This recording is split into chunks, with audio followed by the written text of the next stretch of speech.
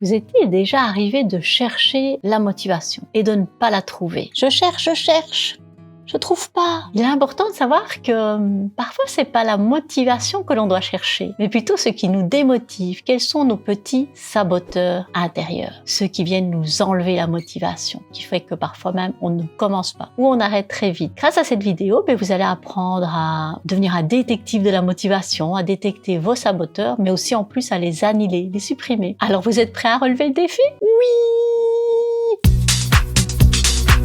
Alors tout d'abord, il faut savoir qu'on a à l'intérieur de nous deux forces opposées. Une qui nous pousse à croître et une autre force qui nous retient en arrière. Schopenhauer, par exemple, a beaucoup étudié la motivation et le désir, cette force qui nous anime. Schopenhauer nous dit que le désir, c'est la force qui est en nous, qui nous pousse à agir et à satisfaire nos besoins, nos désirs. Et par ailleurs, l'autre force, celui qui en parle bien, je trouve, de cette force qui nous tire vers l'arrière, c'est Shirzad Chamine. Je ne sais pas si ça se prononce comme ça, mais qui est coach, conférencier en leadership. Il a écrit un livre, L'intelligence positive. Il est l'auteur du concept des saboteurs intérieurs. Pour mieux comprendre, je vais vous en donner quelques-uns. Ceux qui, pour moi, principalement, jouent sur la démotivation. Et je vous propose de me mettre en commentaire les saboteurs que vous reconnaissez avoir chez vous. Parce que je serais intéressée de voir s'il y a un saboteur qui revient plus fréquemment. Et je vous dévoilerai aussi les miens. Je la connais bien. Elle en a plus qu'un. Alors le perfectionniste, par exemple, il nous pousse à croire que si nous ne pouvons pas faire quelque chose parfaitement, alors nous devrions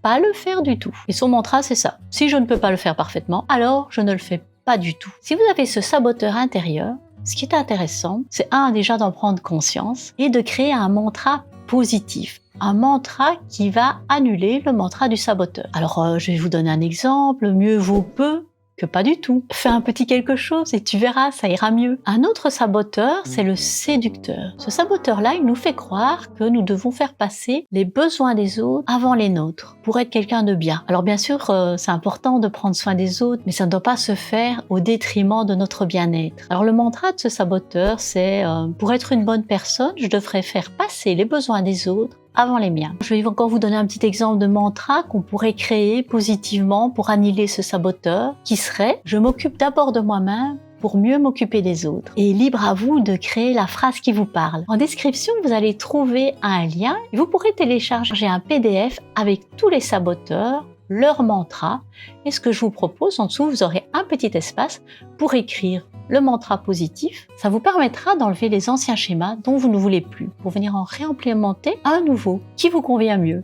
Pour cela, il vaut mieux les répéter pendant au moins 21 jours, le matin, le soir, pour refaire vos circuits neuronaux avec une nouvelle habitude. Attention, la nature a horreur du vide. Si vous essayez d'enlever une habitude mauvaise sans en mettre une autre à la place, ce qui va se passer, c'est que il y aura un vide et la mauvaise habitude aura plutôt tendance à revenir facilement. Donc retenez bien ça. Quand je vais enlever une mauvaise habitude, c'est pour en remettre une nouvelle à la place. Nous avons encore le saboteur suivant, l'hyper-exigeant, qui nous pousse à penser que nous devons être le meilleur dans ce que nous faisons. C'est-à-dire que si on ne se sent pas le meilleur, on ne fera pas. Alors son mantra à lui, c'est « Je dois être meilleur dans ce que je fais, je ne suis digne que si je réussis ».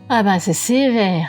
Et oui, voilà. Si nous ne pensons pas pouvoir réussir, nous n'essayons même pas. Donc celui-là va même nous empêcher de commencer l'activité. Et on pourrait le remplacer par « je fais de mon mieux » et c'est bien suffisant. Alors il y a aussi le saboteur, la victime. C'est un saboteur qui nous fait croire que la vie est vraiment très difficile et que personne ne nous comprend. Il nous rend négatifs et il nous empêche de voir les côtés positifs de la vie. Son mantra, c'est « la vie est difficile, pauvre de moi, il m'arrive des choses terribles ». Alors pour vaincre ce saboteur, n'hésitez pas à mettre en commentaire le mantra que vous mettriez à la place. Et moi je mettrais je choisis de voir le positif dans ma vie et de me concentrer sur mes réussites. Un autre saboteur, c'est l'agité. Alors là, je vais vous avouer quand même que je le tiens bien à celui-là. Et j'ai peut-être le perfectionniste aussi. J'ai bien arrangé. L'agité, il est à la recherche de toujours de nouvelles sources, de curiosité, de plaisir, d'excitation. Alors bien que cela est important, d'être curieux et d'essayer des nouvelles choses, cela ne devrait pas nous empêcher de nous concentrer sur nos objectifs à long terme. Alors son mantra, c'est « Je trouve constamment des nouvelles sources de plaisir et d'excitation ». Alors pour vaincre ce saboteur, on peut dire « Je suis curieux et j'explore des nouvelles choses, mais je reste concentrée sur mes objectifs à long terme. Je vais me le répéter celui-là. Un autre saboteur, c'est le procrastineur. Il nous fait croire que si nous attendons assez longtemps, les choses vont se régler d'elles-mêmes. Avez-vous remarqué que ce n'est pas toujours le cas? Ça arrive. Et donc ce saboteur va nous empêcher de prendre des mesures concrètes pour atteindre nos objectifs. Je vous laisse lui trouver un mantra positif si vous avez le procrastinateur. Et le dernier saboteur que nous allons voir aujourd'hui, c'est le juge. Le juge, il va passer son temps à voir ce qui ne va pas chez l'autre, ce qui ne va pas chez lui. Il va porter un jugement incessant. Il va porter son attention sur le négatif, ça va l'exaspérer, il va perdre son énergie dans ce jugement et dans cette exaspération. Je vous laisserai aussi trouver son petit mantra positif. N'hésitez pas à le partager en commentaire, ça pourrait être drôle. Et donc, comme vous le voyez, les saboteurs peuvent être des véritables freins à notre motivation. C'est vraiment important de pouvoir les identifier et de pouvoir les annihiler. Une des meilleures solutions et les plus faciles, c'est vraiment ça, c'est de créer un mantra positif et de se le répéter pendant 21 jours, matin et soir. 21 jours, ça va vous permettre de commencer à ancrer cette nouvelle habitude. Il faut savoir cependant qu'au niveau neurologique, on l'a étudié, il faut plutôt 3 mois pour vraiment qu'une nouvelle habitude s'implémente profondément. Mais 21 jours, ma foi, c'est déjà un bon début. Mieux vaut peu que rien du tout. Alors si vous voulez être plus motivé et développer vos capacités, n'hésitez pas à identifier vos saboteurs et à travailler sur des mantras positifs pour les remplacer. Et n'oubliez pas, mieux vaut peu que pas du tout. Si cette vidéo vous a aidé, n'hésitez pas à mettre un j'aime ou vous abonner et à partager à toute personne qui pourrait être intéressée de connaître ces petits saboteurs intérieurs.